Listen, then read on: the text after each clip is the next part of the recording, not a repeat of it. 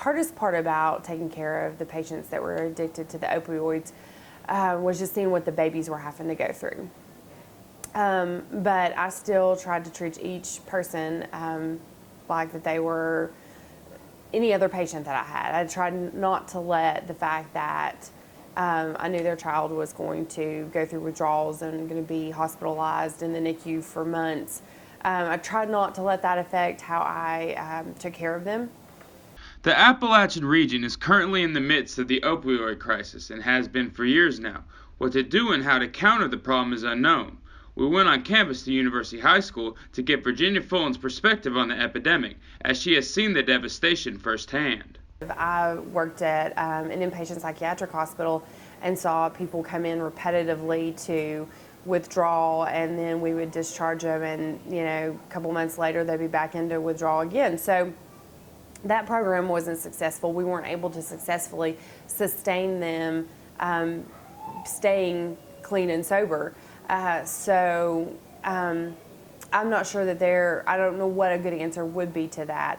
It was something that I struggled with as a nurse in that psychiatric hospital because I felt like we weren't really taking care of people because they were just coming back in with the same problem. So we weren't helping them. We weren't fixing the issue. It was still there. We just would apply a Band-Aid, and then the Band-Aid would get ripped off and they'd be back at it again. So.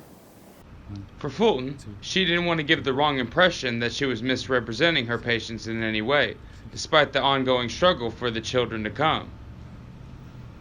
Until you get to know a person and their story, you don't necessarily know why they're in the situation that they're in when we see them.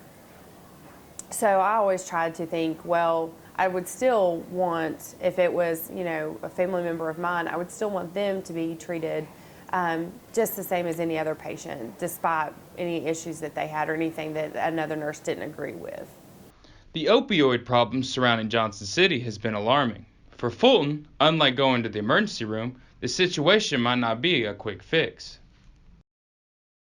Given my experience working in mental health and in labor and delivery and getting to see a completely different subset of the population in this area, I feel like that the drug use and abuse in this area is more of a symptom of a larger, more deeper problem. Very few of the patients that I took care of did not have some kind of history of either sexual abuse or some kind of physical or mental abuse. Although agreeing that counter drugs at pharmacies such as Walgreens and Ballard can be effective, Fulton warns that what should be encouraged is complete sobriety. Yes, I think that those medications should be available, but I think there needs to be greater control in how you wean the patients off of them so that you do get them completely off of the Subutex, Suboxone, and the methadone.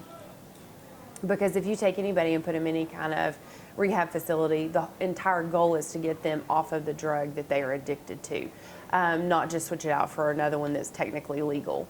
Fulton concludes that to understand one's pain and suffering, it's essential not to direct attention first to prescriptions and over-the-counter medication, but instead focusing on an addict's personal history and daily habits. These people are going to be truly successful. We're going to have to help people overcome some of the traumas that they have had as a child and some of the different things, and we have to be able to find the resources and the ways to help them.